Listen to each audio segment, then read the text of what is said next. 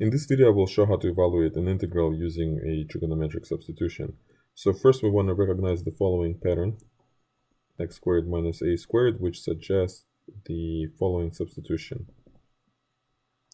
Now this pattern is true in general for expressions like this, which suggest the substitution a over b times secant theta.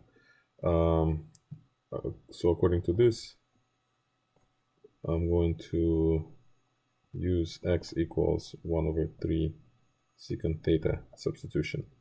Now let's find dx. So dx will be 1/3 secant theta tangent theta d theta, and square root of 9x squared minus 1 will be simply equal to tangent theta. Now since this is a definite integral, I also need to change the limits of integration. So I'm going to find the values of theta that correspond to x equals square root of 2 over 3 and x equals 2 over 3. When x equals root 2 over 3, secant theta is equal to radical 2. Therefore, cosine theta equals root 2 over 2. Therefore, theta is equal to pi over 4. On the other hand, when x is equal to 2/3, secant theta is equal to 2, cosine theta is equal to 1/2, therefore theta is equal to pi over 3.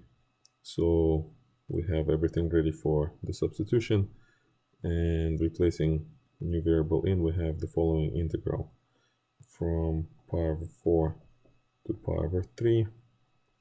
In the numerator we have 1/3 secant theta tangent theta d theta, and in the denominator we have 1 over 3 to the power of 5 secant to the power of 5 theta times tangent theta. We can clean this integral up a little bit, and 1 over 3 to the 5th goes in the numerator as 3 to the 4th, simplifying it with 1/3, so we have 81 outside of the integral from pi over 4 to pi over 3, and we have 1 over secant to the power of 4 theta d theta, which is the same integral as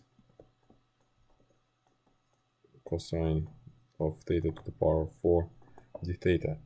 To integrate this function, I'm going to use the reduction formula for integral of cosine to the power n, which I will write right here. It's equal to 1 over n cosine to the power n minus 1 x times sine x plus n minus 1 over n integral of cosine to the power n minus 2x dx. Applying this formula for n equals 4 gives us the following. We have 1/4 cosine cube theta sine theta plus 3/4 integral of cosine squared, but I'm going to apply the same formula again for n equals 2 this time. So we have 1/2 cosine x, or theta in this case, sine theta plus 1/2 integral of when n equals 2, cosine to the power n minus 2 is just integral of 1, which is theta. So this is my antiderivative, and I need to evaluate it from pi over 4 to pi over 3.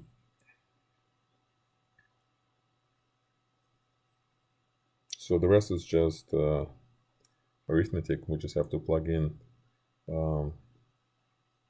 pi over 3 and pi over 4 into this integral, pi over 3 and pi over 4. So first let's clean up the expression. Let's take out 81 over 8.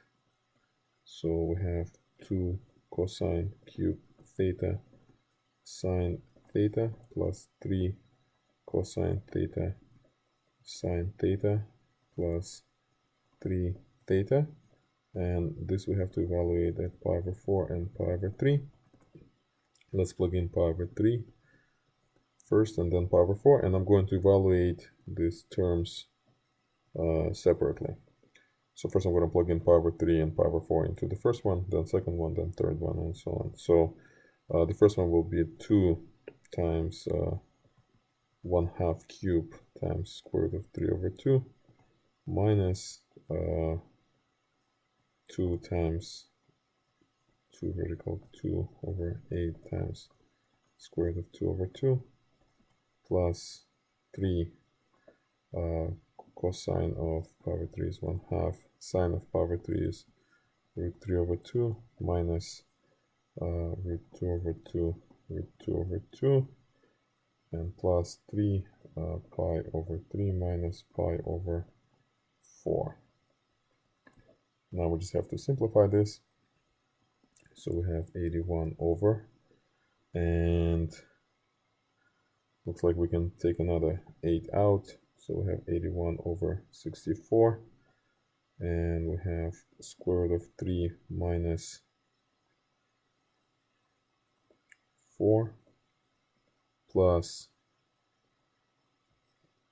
6 vertical 3 minus